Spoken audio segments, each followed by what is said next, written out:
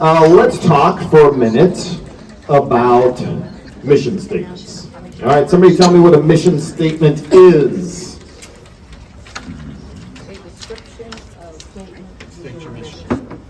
A description of your mission. You violated one of the rules, is you're not allowed to use the word in the definition, but that's okay.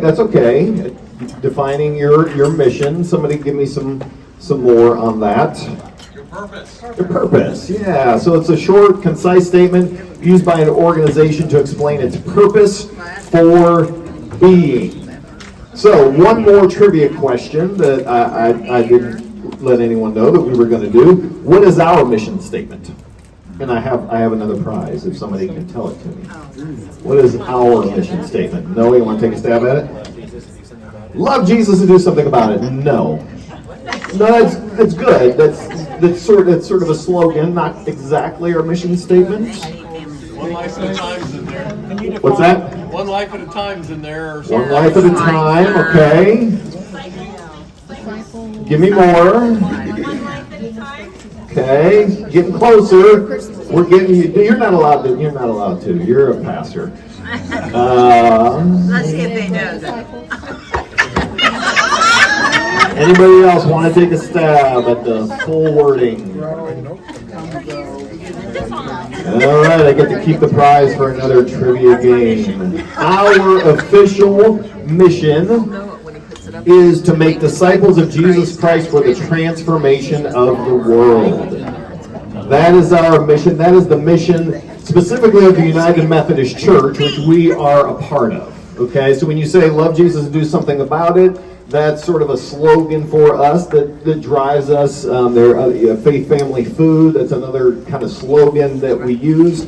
But our official mission, what we're supposed to be about, is to make disciples of Jesus Christ for the transformation of the world. So the why behind Ginghamsburg is not to feed people. Okay, that's part of it, but that's not it. The why is not to have awesome worship experiences. It's part of it, right? The why is not to have fun and engaging and Jesus-focused ministries for our kids and our teenagers. That's part of it. Our why is not to educate people, to make people smarter about the Bible or theology. It's part of it, right?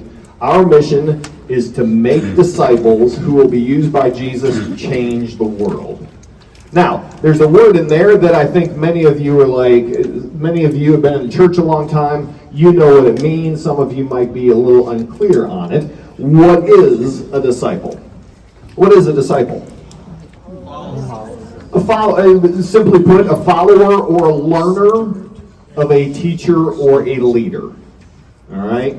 A follower or a learner of a teacher or a leader. So one can be a disciple of anybody. Okay? Somebody can be a disciple of a coach. For example, Nick Saban, great coach from Alabama, cut his coaching teeth as defensive coordinator under head coach Bill Belichick in Cleveland. It makes me terribly depressed to have to say that the best professional coach of all time, the best college coach of all time, both were in Cleveland and did nothing. Okay, that just makes me sad. Yes, sir. Don Shula has the most wins all time in the pros. I just want to get that out there. That's cool. Okay, didn't realize we were going to debate coaches. Okay, so, Todd, can we talk after the class time? Okay, somebody can be, how many Super Bowls does he have? Okay, so anyway, moving on.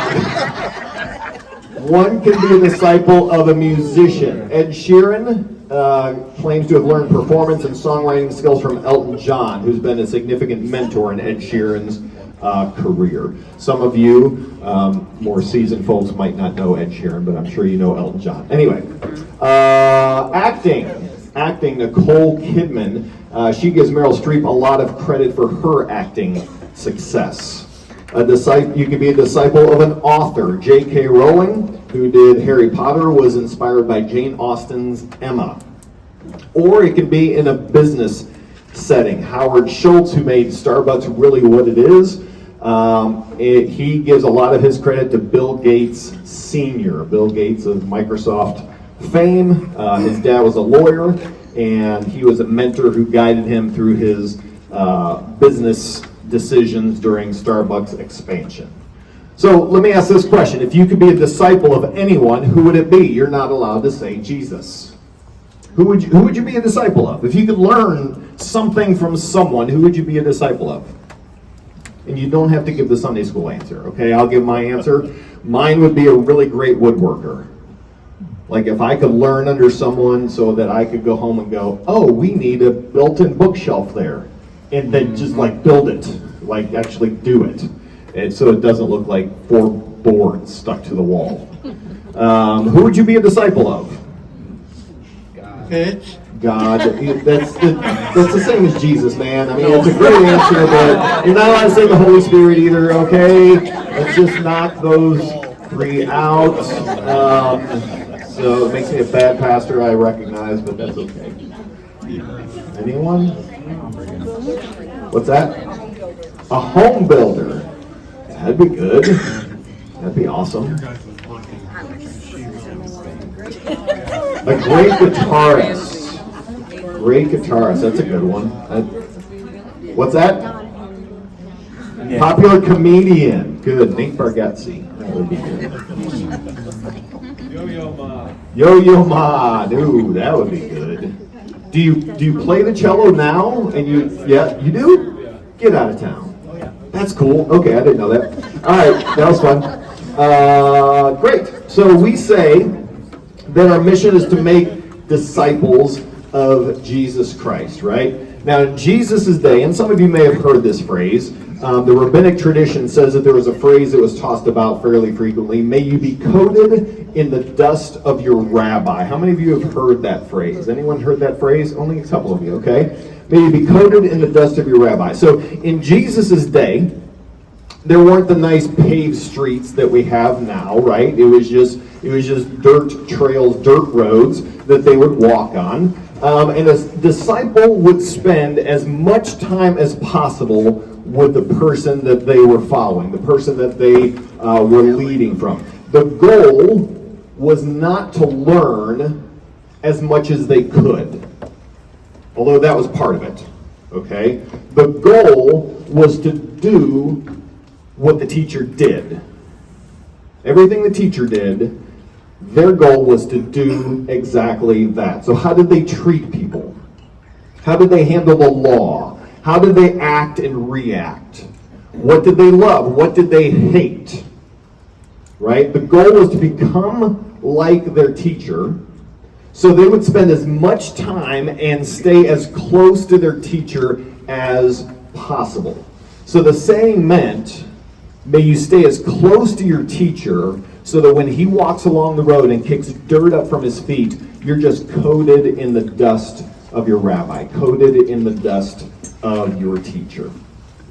And that's our goal. That's our goal, is to do as Jesus did.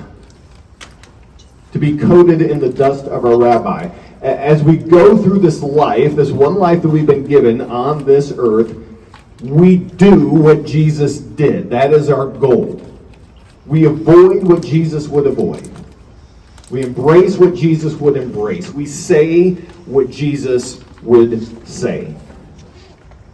And that's a pretty big ask, right? A little intimidating, right? I mean, I can't speak for any of you. Yeah, I can. None of you are divine. Okay? I have a master's of divinity. That doesn't mean I'm divine. It means I spent a lot of money, is what that means, right? So to say that I'm going to live my life like Jesus is a tall order. It feels really daunting. Now, when I stepped into this role as pastor of discipleship this spring/summer, it's a little fuzzy because when I started on a Monday and on Thursday, we got an ask from the district. Little church needed help with preaching for 90 days, and so I was splitting time between here and there. So anyway, when I stepped into this role, this was a wondering that I had. Are we making disciples of Jesus Christ? And it was strictly wondering. It wasn't like a critical question. It wasn't me going, oh, we're not doing our job. It was, I spent 4.5 years in student ministry hanging out with teenagers. I don't know what's going on this side of the parking lot. I just didn't know, right? I was pretty clueless. I knew there was lots of activities. There were classes. There were groups all over the place. But were we making disciples? Are we making disciples? Are we facilitating that life transformation that in turn transforms the world? That was a question that I had. Again, it wasn't a criticism. It was just a, is that what's happening? So I started having conversations with a bunch of life group leaders. And if you're new to Ginghamsburg, life groups is where our big church gets small. Okay, is where you start to build those relationships and grow together. And I discovered that we have a wide swath of what our life groups are. Some of them are support groups, which are good and there's a place for it. Some of them are life stage and specific and topical, which is good and there's a place for that. Some of them are in-depth Bible studies. Some are somewhere in between. There wasn't like a common thread with all of our life groups. They're all sort of doing something different. And so for me, it was really hard to quantify. Like, are we actually making disciples and facilitating life and world transformation? I agree with Andy Stanley, a pastor of North Point Church down in Atlanta. He says life change happens in a circle, not sitting in rows. So putting people in groups, that's how life change happens. But it's more than just putting people in groups. Like, I wasn't asked to be a pastor of groups. I was asked to be a pastor of discipleship, right? So that was one question that I had. Another question, or an observation that I had, a desire that I had, was to see more clear steps for us as a church. Clear next steps. If someone's been coming to Ginghamsburg for a while, or maybe they're new, and they wonder what's next, what should they do next? And I've always wanted us to have super clear next steps. Sometimes churches can feel like this. Have you ever been in an escape room? Anyone been in an escape room? Did you escape? Yeah, no. That's okay. There's no shame in that. They're really hard. Yeah, I've been in them a few times, and I love them, but I don't want my church experience to feel like that.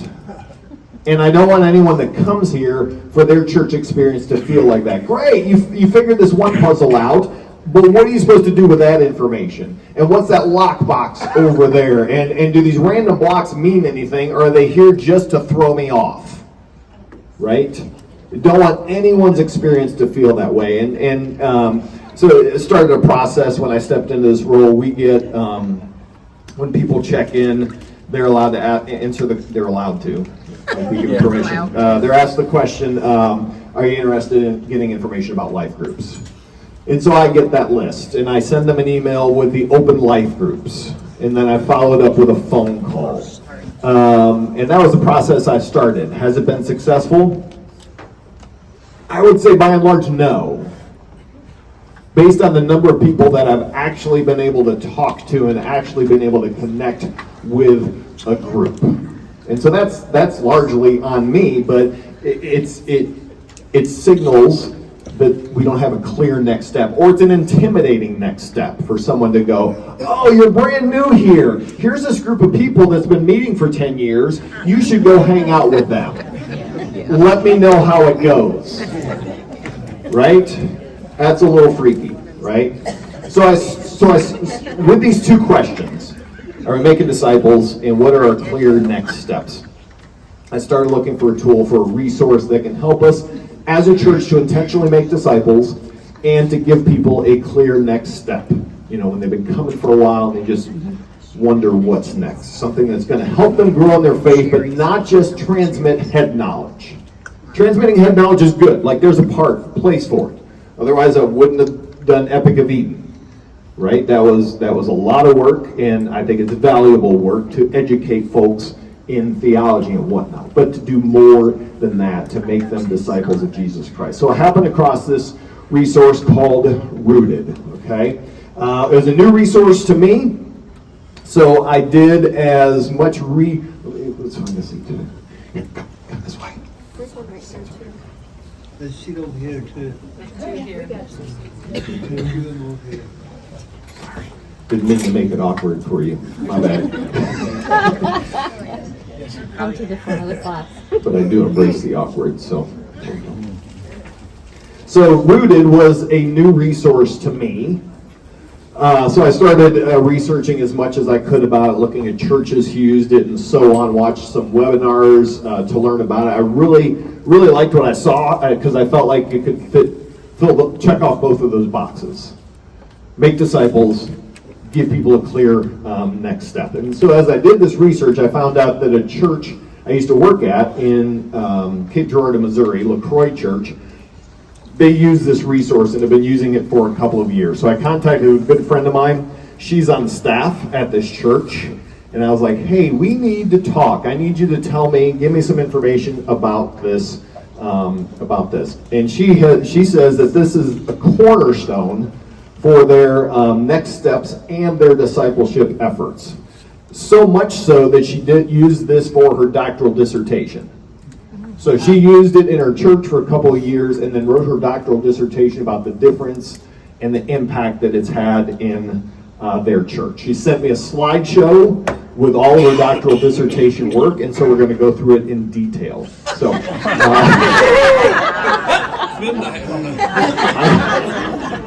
appreciate the laugh, but thank you. So we won't get into all the details, but I emailed her after looking at her dissertation, asked her, like, okay, for LaCroix Church, what has it done for LaCroix Church? And she said there's many things that Rooted has done for her church. One, it has provided a place for new Christians to get a solid beginning in their walk with Jesus through the material and the conversations within the group.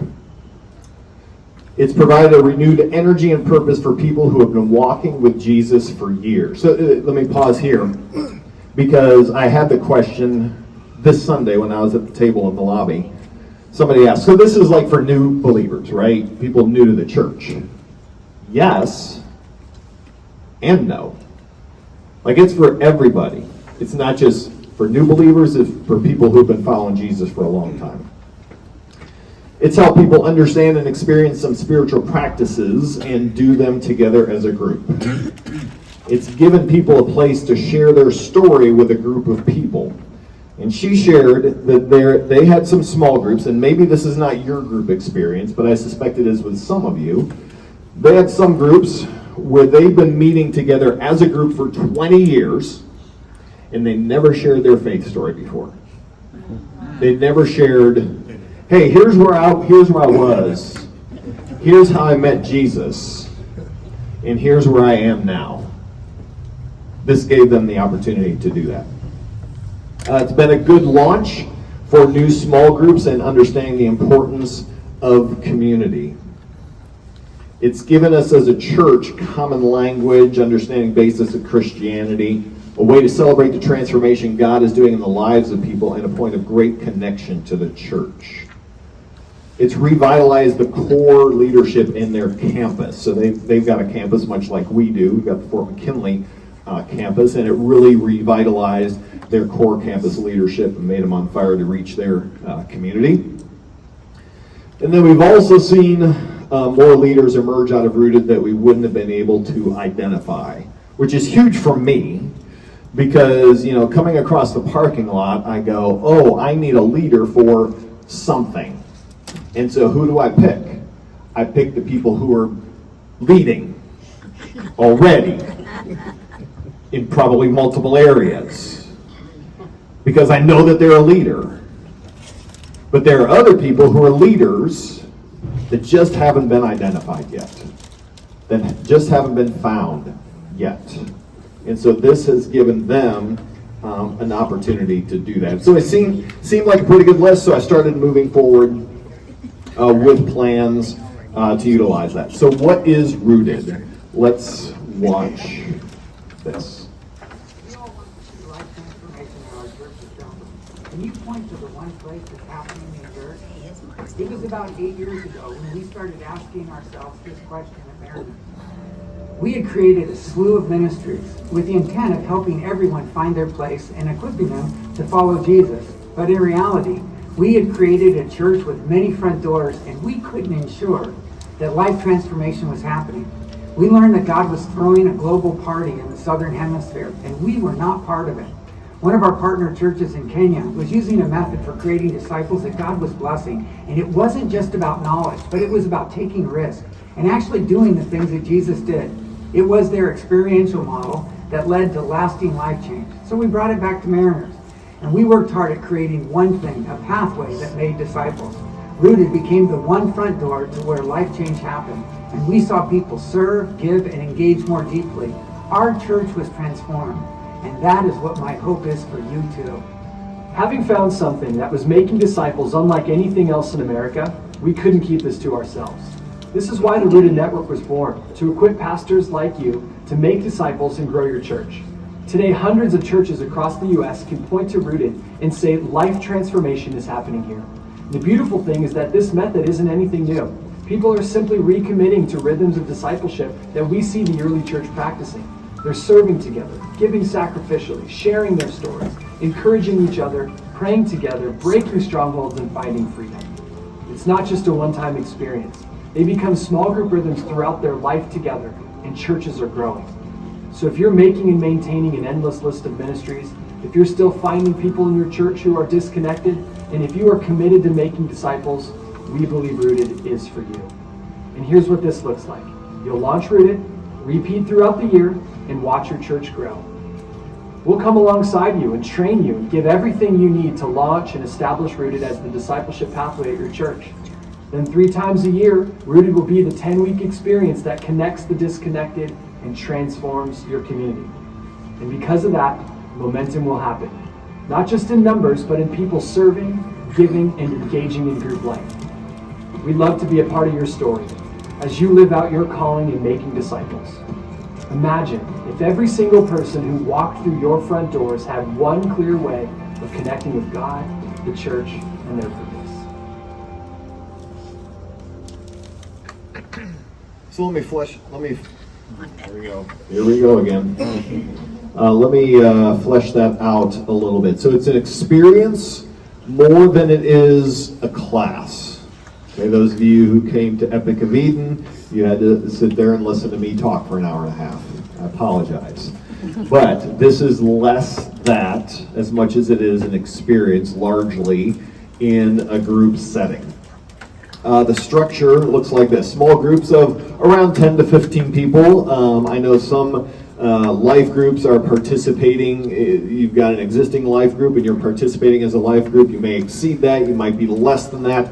That's fine. But around 10 to 15 people. And it consists of new and existing groups. Like I said, some of you are already in a group and you'll participate as a group. Some of you are not connected to a group yet. So you will be in a new group. 10 weeks of weekly group discussions. I'll get to the schedule here in just a minute. So 10 weeks of weekly group discussions, so about an hour and a half, 2 hours long. I think, David, you asked me on Sunday, like, is this 6:30 like you did at Epic of Eden, or is it 6? Closer to 6:15 in that range, because we want to make sure you have plenty of time in your group.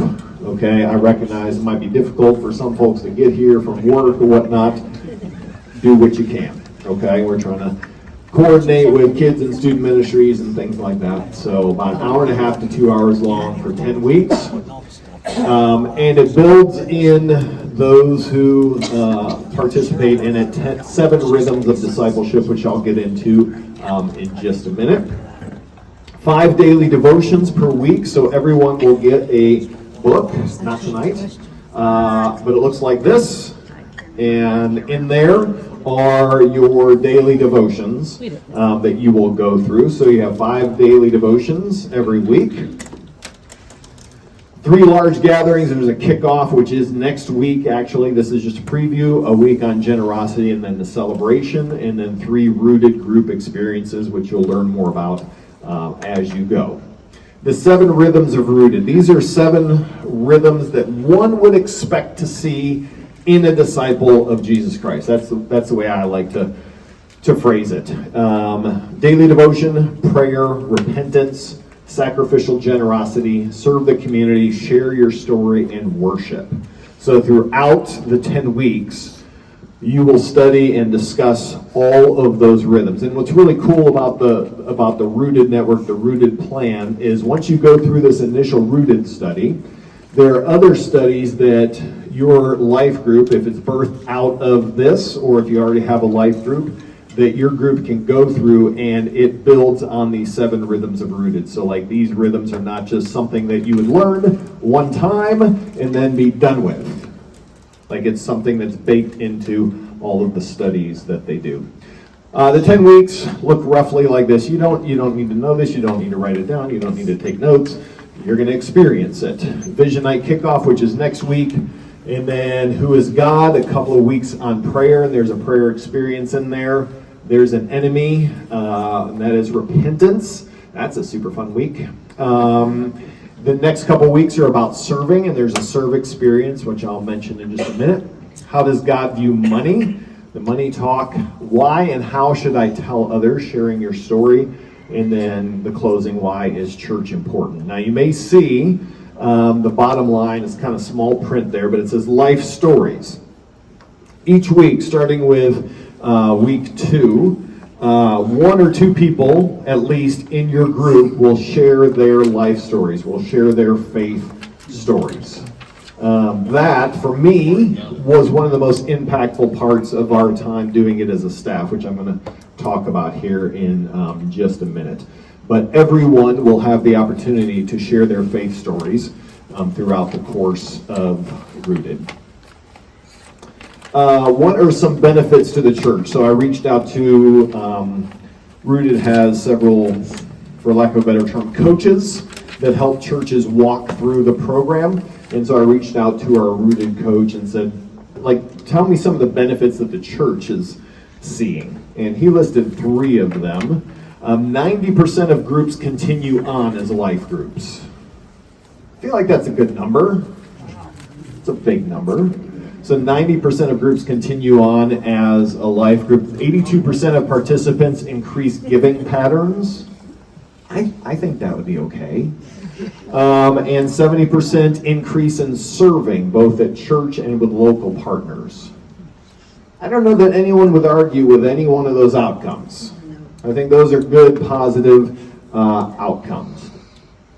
I then asked my friend in Missouri to send me a video of their closing celebration. And basically at the closing, the question is asked, when I started Rooted, here's where I was, and now 10 weeks later, here's where I am. And here is a portion of their celebration. Father is one, this is our roses in bloom, pushed up from the embers, rivers of tears flow from good times remembered, families are singing and dancing and laughing, the Father is one, this is our heaven joins in with the glorious sound, and the great cloud of witnesses all gather round, 'cause the ones that are lost are finally found. The Father is welcoming, this is our homecoming. Sky sings out of crimson coats, you nailed my death to that rugged cross. An empty slate at the empty grave, thank God that song was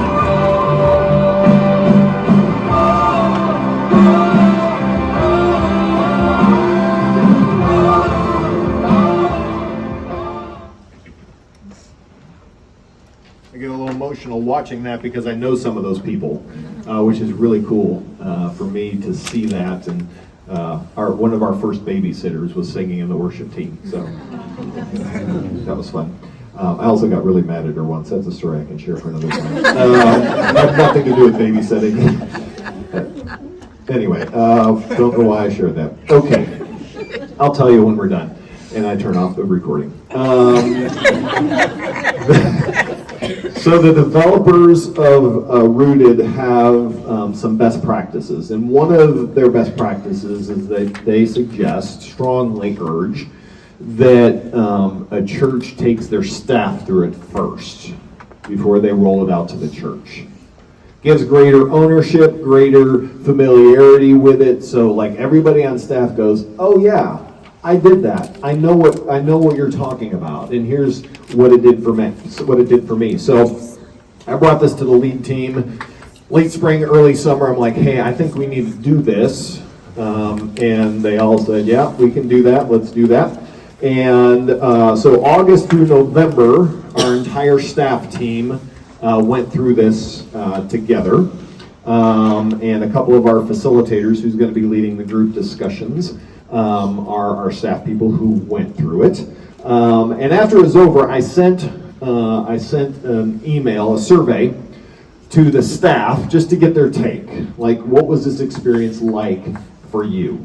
Help me out. So, had several questions, but I wanted to highlight two of the questions. The first question was, my attitude toward Rooted when we began was, do we have to? I'll give it a chance, like, okay, whatever, and can't wait, right?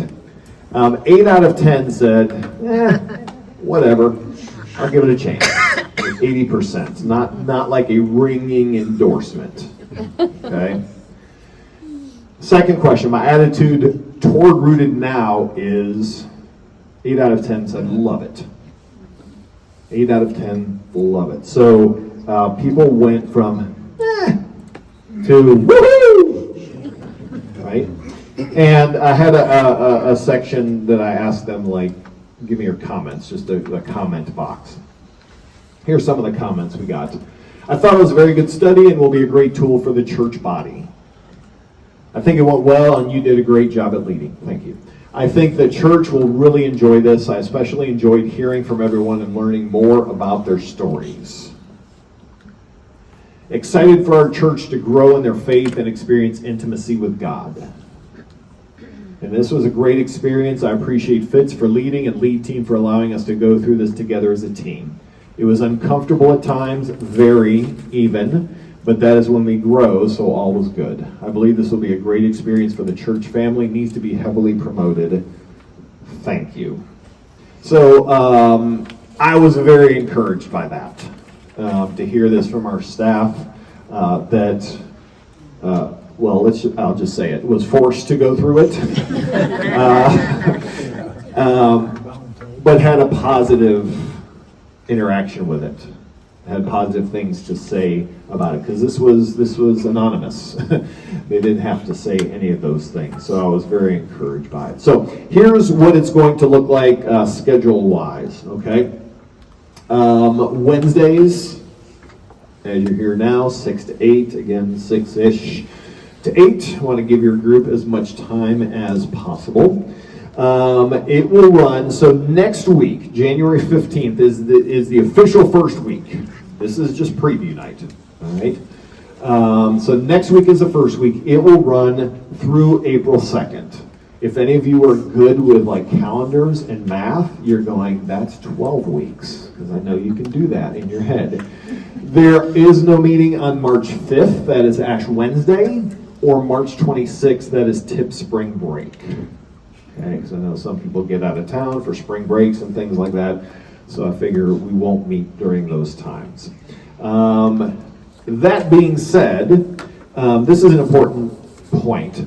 You should miss no more than 2 sessions. This is something that the Rooted folks say, that if you miss more than 2, you're really missing out on the full experience with your group. It's not like the Epic of Eden where it's like, oh, I'll just watch the video, I'll just catch up on my notes. Just imagine if you're on a sports team and you're like, hey coach, I can't ever come to practice. Can you give me notes? Like, it's not going to work, because this is more of an experience than it is a class. Another date to keep note of is February 22nd. It's a Saturday. That is the serve day. That happens between weeks, I think it's 6 and 7. We will all serve somewhere together, to be determined where and exactly when. So that is going to happen. And the goal is for everyone to do it together. If it has to be group by group, it can be that. But there's power in that. We went over to New Path as a staff and served over there. We had to do in two groups because we couldn't all fit in one group. And it was awesome. It was awesome. These people that we work with to just be able to serve in a different way. And Sherry, I think you and Bill both said that was maybe the first time that the entire staff as a group went over there and served together. So it was a really cool experience. But details on that to be coming. There was the question asked of me on Sunday. It was somebody in this group, I can't remember who it was. There's a Bible study. You may have looked ahead in the church calendar. There's a Bible study that starts in February. That somebody's like, hold up, Fitz, if Rooted's going on, how are we supposed to do this Bible study? You're not. Okay? The idea is that if somebody comes along partway through Rooted, they can't just jump into Rooted. But you want to give them an option. You want to give them something. So that's what that Bible study is. That Bible study is going to be a something where we can say to someone, oh, what you really need to do is Rooted. We just started it. We've got another one coming up in the summer or in the fall, whenever we're going to plan the next one. Until then, there's this Bible study that starts February, whatever the date is. And so you can plug them in and get them planning to do the next Rooted session. Now, questions? Like you to ask me. I don't have any more questions for you. Why can't we have our book tonight? I know you got it. Because, Gertie, you were trying to take it off my table on Sunday, and you just need to wait, okay? Goodness gracious, she's just like up on my table going, okay, cool, this is great. I'm like, get back here. Get back Hey, here. wait a minute. I had cash. I believe you. It doesn't do you any good to have it, honestly, because the devotions won't start until after next week. And so it's not like, I keep referring to Epic of Eden. You know, those of you who had it, maybe you wanted to read the chapter beforehand, before the class. There's none of that because it's daily devotions, okay? And because you're a rebel. So, other questions? Yeah, so you'll get one of these books. There'll be other materials that you will get. Those of you who are facilitators, you can come see me and I'll get you your facilitator book tonight, but Gertie does not get a book. Hold that. I'm coming to that question. Before I forget, I meant to say at the very beginning, make sure you put your name on the sheet. And if you are already in an existing group that is participating in this together, put a little star by your name or whatever. You might as well just put a big star on that whole sheet, because I know you all you did just put a giant star on it, didn't you? Very good. Fantastic.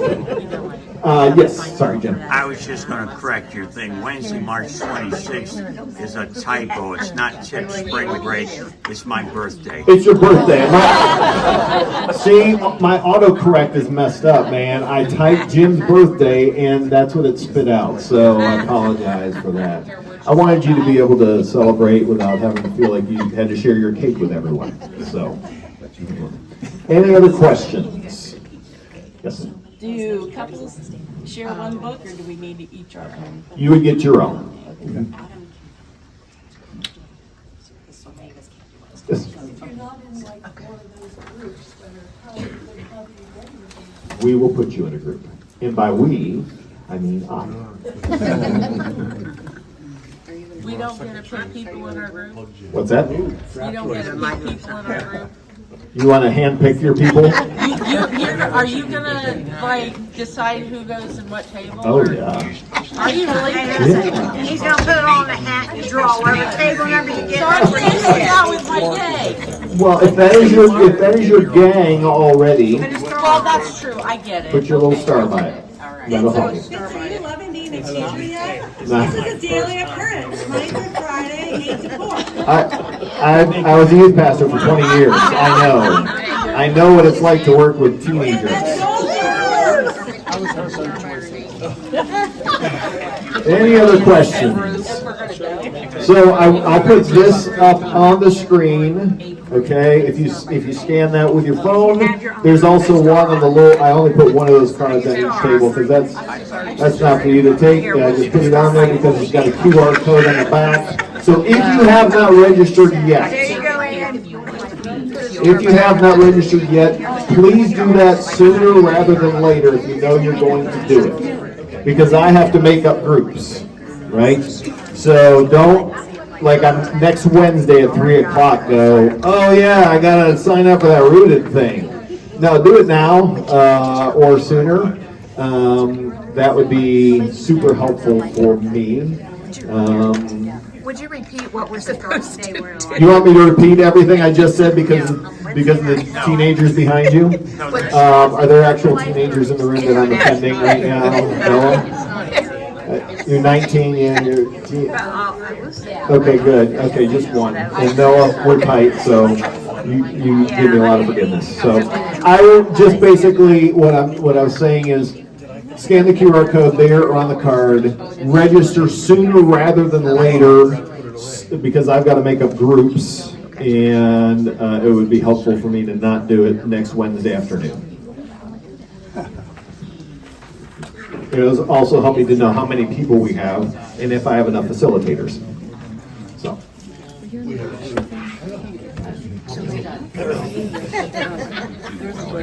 Any other questions? Yes, sir. What half the facilitator? You want me to give you another one? Come talk to me. All right. We'll give them to Oliver. Any, yes. Oh yeah, we'll put it.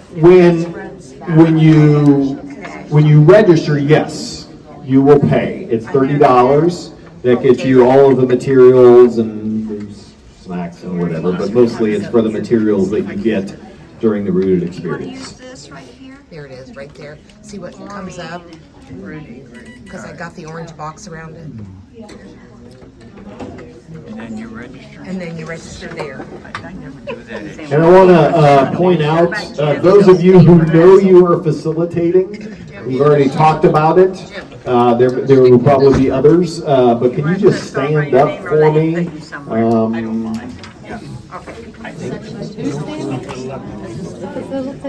Not me. I love it that my wife is standing in. She's like, am I doing this? We'll talk. Anyway, so they are going to be helping to lead the discussions as we press on. Some of these folks have been through it, some of them have not. So it'll be an experience for them too. Now, there's the leader of our table. All right, if there are no other questions, let me pray for all of you, and then you can go eat lots of cookies, please. I bought a lot of cookies. God, thank you for tonight, and thank you for what I believe that you're doing in this church and in the heart of the people in it. God, I pray that you would use this resource to first and foremost glorify you, and secondly, to make disciples of you. Help us as we walk through this, give us transparency as we walk into our group settings. That's going to be hard, but I just pray that at the end of this experience, that we would have taken at least one step closer to you. We love you. In Jesus' name. Amen. Amen. Have a great night, everybody. Love you. Bye-bye.